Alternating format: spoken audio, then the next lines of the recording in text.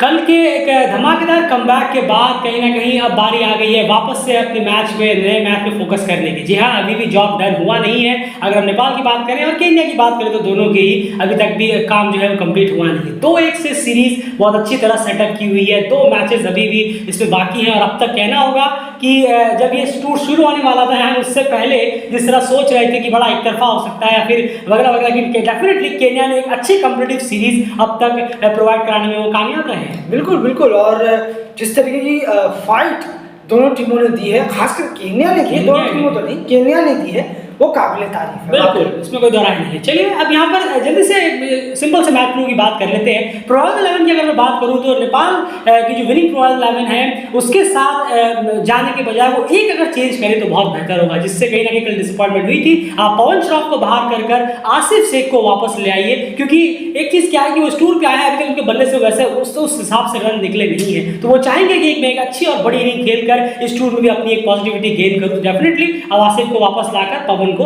Out कर सकते हैं, क्योंकि बॉलिंग ऑप्शंस आपके पास ऑलरेडी बहुत सारे हैं। वहीं पर केन्या की बात करें तो आप अगर सेम प्लेइंग 11 के साथ जाएं तो बेहतर है। प्लेइंग 11 को चेंज करने से कुछ नहीं होगा, आप उसी प्लेइंग 11 के साथ जाएं तो बहुत ज़्यादा बेहतर रहने वाला है। खैर अब यहाँ बात कर लेते हैं कि 2-3 ऐसी मिस्टेक्स हैं जो कहीं ना कहीं दोनों टीमों को अवॉइड करनी होगी, ताकि इस मैच में अगर केन्या को जीतना है तो कौन सी मिस्टेक्स हैं जिन्हें वो अवॉइड करें जो उन्होंने कल की थी, और नेपाल को कौन सी मिस्टेक्स हैं जो अवॉइड करनी होगी। सबसे पहले यहाँ पर अगर नेपाल की बात करें हैं तो सबसे पहला जो मिस्टेक होगा वो होगा ओवर एग्रेसिवनेस, उससे कहीं ना कहीं टीम को बचना होगा। नहीं बिल्कुल। और जिस तरीके के शॉर्ट सिलेक्शंस नेपाल के बैट्समैन ने खेले हैं कल, हमने देखे अननेसेसरी शॉट, जरूरत नहीं थी, 7-8 रन आ गए हैं, उसके बावजूद ऐसे शॉट खेल रहे हैं। दीपेंद्र सिंह हरी हैं, आदिल आलम है, तो इन शॉटों से बचा जा सकता है। रोहित पुडायल फिर से फ्लिक करते हुए आउट हुए, अपना शफल करते हुए आउट हुए।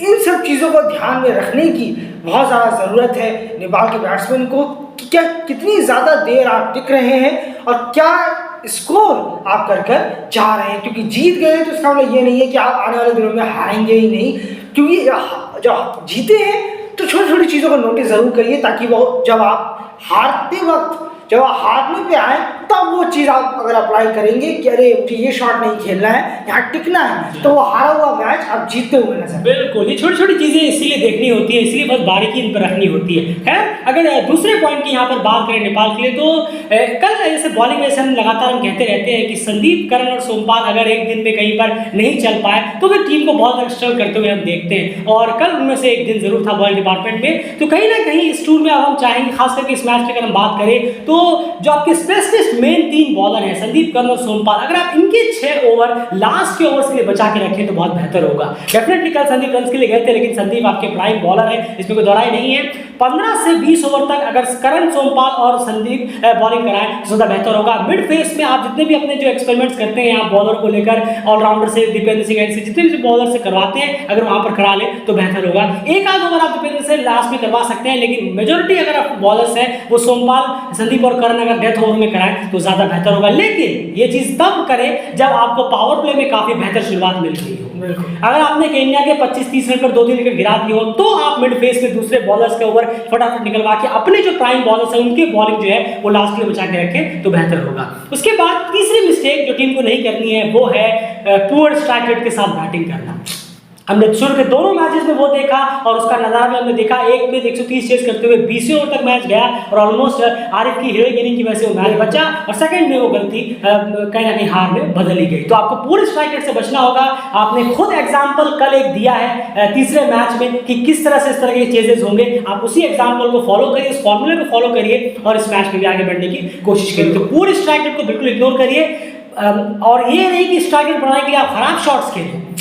स्ट्राइक रेट बनाने का भी तरीका होता है जो कहीं ना कहीं कल कुछ प्लेयर्स से दिखाया। गैलेंट निर्मला की मैं बात करूं, अर्जुन सौद ने भी अच्छी बैटिंग वहां पर की है। तो स्ट्राइक रेट बढ़ाने के लिए भी अलग अलग तरीके हैं, जरूरी नहीं आप खराब शॉट खेल के स्ट्राइक रेट बनाने की कोशिश करें। तो पूरे स्ट्राइक रेट से बचे, ये 3 चीजें नेपाल को अवॉइड करनी होगी। वही केन्या की अगर मैं बात करूं सीधे सीधे तो सबसे पहली बात केन्या की आ जाती है कि पावर प्ले में स्कोर करना। आप लगातार स्ट्रगल कर रहे हैं तीनों ही मैचों में। कल आपने 150 बोर्ड पे लगाए, लेकिन कल भी आप 29 पे 2 थे, जो कि पहले से भी लो था। आपको पावर प्ले में रन करने होंगे, और इसका एक फायदा मैं आपको बताऊं क्या होगा जब आप पावर प्ले में स्कोर करेंगे तो सामने वाली टीम को जो है मेंटली मोरल जो है वो डाउन होगा। उसके पीछे रीजन ये है कि मोस्टली जो दुनिया की टीम्स हैं वो अपने पावर प्ले में अपने सबसे बेहतरीन बॉलर्स को इंट्रोड्यूस करवाती हैं। आप देखिए नेपाल की बात करें, करण और सोमपाल उनके लीड कर रहे होते हैं, तो अगर आप उनके खिलाफ 40-45 रन 6 ओवर मारने में कामयाब रहे और एक विकेट कम से कम मान लीजिए खोए, तो डेफिनेटली ये एज अ कैप्टन प्रेशर पड़ेगा संदीप पे और as a bowler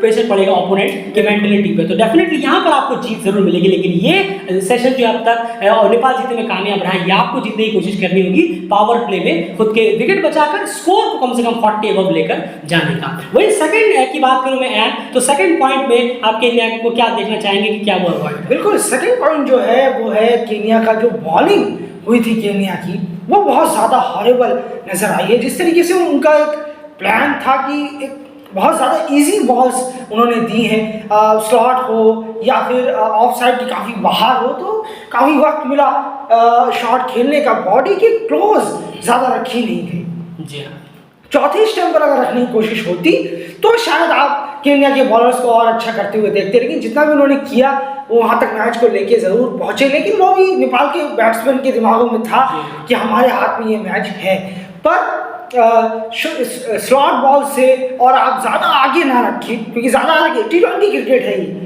T20 cricket में अगर आप ज़्यादा बैट्समैन को खेलने का मौका देंगे तो बहुत गलत है। ये सब वनडे और टेस्ट में ठीक रहता है, खिलाइए बैट्समैन को खिलाइए, क्योंकि वहाँ पर बैट्समैन एज दे सकता है। लेकिन ये T20 क्रिकेट है, यहाँ पर आप कोशिश करिए कि आप शॉर्ट बॉल ट्राई करें। शॉर्ट बॉल ज़्यादा देखी नहीं जाती केन्या के बॉलर की तरफ से, तो ये चीज़ बहुत ज़्यादा ध्यान देने की ज़रूरत है कि स्लॉट बॉल्स जो है वो हम ज़्यादा ना करें, ज़्यादा फ्रीबीज हम ना दे। और कल तो फुल टॉस बॉल भी काफ़ी डर, बिल्कुल जी हाँ, तो ये सब लास्ट बॉल जिसमें शॉट आया वही फुल टॉस थी। बस बताइए, तो इन सब चीज़ों से बचना बहुत ज़रूरी है केन्या बॉलर्स को, वरना अगर ऐसे ही आप इस तरीके की बॉलिंग होगी जैसे कल देखने को मिला, तो आई एम सॉरी 160 भी नेपाल आपको चेज करता हुआ नजर आएगा। बिल्कुल डेफिनेटली, तो बॉलिंग में यहाँ पर काफ़ी कल खराब बॉलिंग यहाँ पर हुई, इसे बेहतर करने की ज़रूरत है। आप स्लॉट बॉल और ओवरपिच बॉल से अगर बचे तो बेहतर होगा। शॉर्ट बॉल्स का इस्तेमाल करके देखें, बहुत ज़्यादा फायदा आपको मिलने वाला है नेपाल के बैट्समैन के खिलाफ। लास्ट पॉइंट एक चीज़ जो और कहीं ना कहीं केन्या यहाँ पर अवॉइड करे तो बेहतर होगा, वो होगी फील्डिंग। जी हाँ, यहाँ पर फील्डिंग मिस्टेक्स एरर्स आपको लीस्ट करनी होंगी,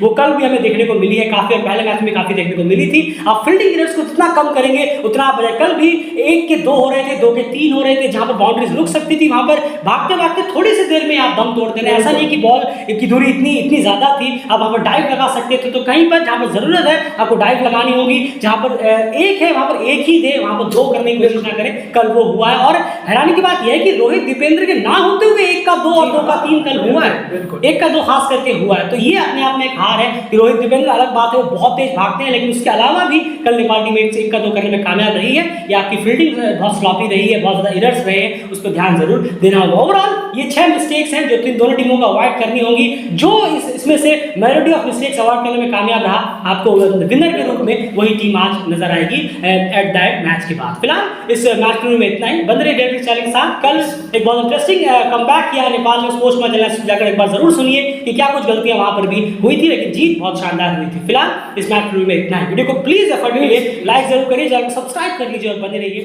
डेली क्रिकेट चैनल के साथ।